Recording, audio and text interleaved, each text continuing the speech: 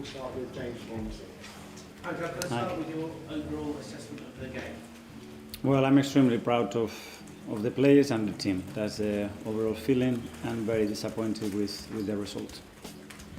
Can I ask, when you were sort of watching on and living the experience, did it sort of feel a little bit like last season's game at the Etihad, but with the roles reversed? And, you know, that there was one team that had come to really attack and push on, and maybe City were just playing to hold on?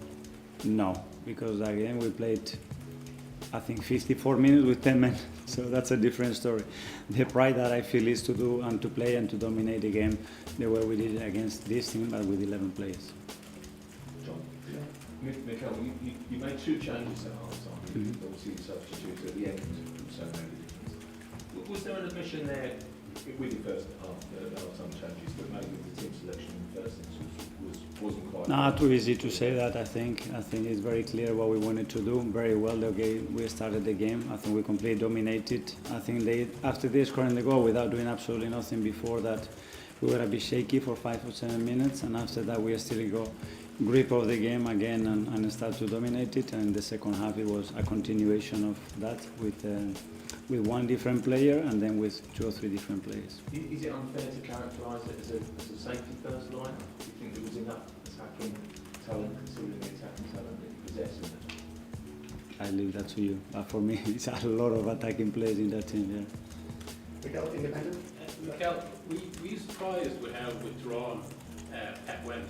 Because we've never really seen that from him before. I think everybody tries to do its best to get the result that they want, so it's fine. Hey. Can I just ask about the substitutions? Was Madueke just tactical, or was he carrying on? No, I think he had an issue. He had an issue very early in the match, and he wasn't well enough to continue.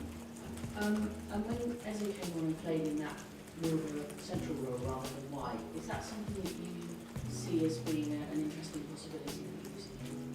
Yes, that's why he played today in that position. Yes. Okay, Sandy.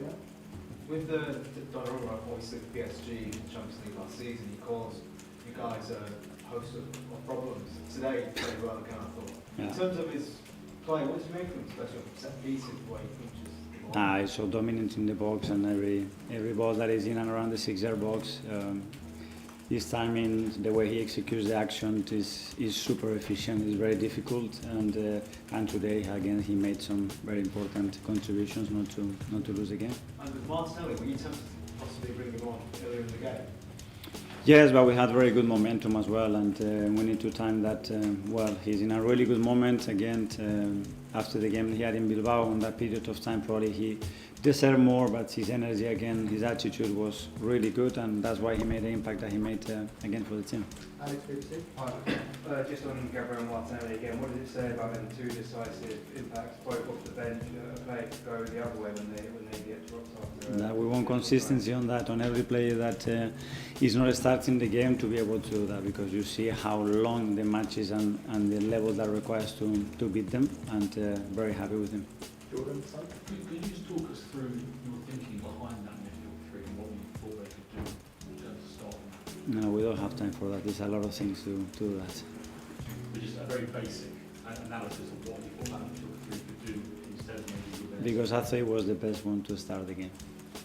Okay, Ed, McDonald. Nobody asked me about the midfield three in Bilbao. Nobody. Well, I guess Yeah, that's why. But it's the same midfield. So why did you keep it? Because I believe it was the best thing for the team. Okay, Ed, Daniel. Just, Mikel, just on Gyökeres, didn't have any shots or any chances really. Are you concerned about lack of service? Well, there was a lot of very good balls in the box, especially I remember 3 of them that he was very, very close to doing against City. To have very big open chances is extremely difficult. But he's certainly trying his best and trying to do that, and we have to provide more for him, that's it. Do you think you need to try and do something a bit different to create chances? For him? Yeah, what you're doing. Well, there were a lot of situations that the chances were there, and then especially the final pass was missing today. In many moments I was very, very, very open. Okay, last 2. Firstly, Tom from Football. As it came on at half time and obviously made a real difference with the pass on Martinelli. Yeah. That central role for him, Is that something that you see in his future kind of being primary, or is it a case of the versatility that could be worked? Yeah, he does, and today he played a little bit more shifted to the right, and there was a reason for that when he plays shifted from the left, whether he's as an attacking midfielder, as a winger coming to that space as well. He's someone that is very, very efficient and very creative. We know that, that's why we brought him, so we're using him in different spaces. Okay, finally, David from Cathedral Sport. Hi, Miguel. Hi. You obviously have more options on the bench compared to last season, for example.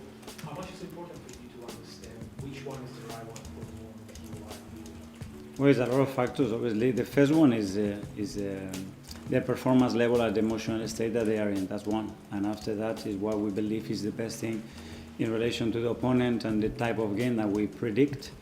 And after that, there is as well chemistry and relationships that make each other better, and we really need to understand it.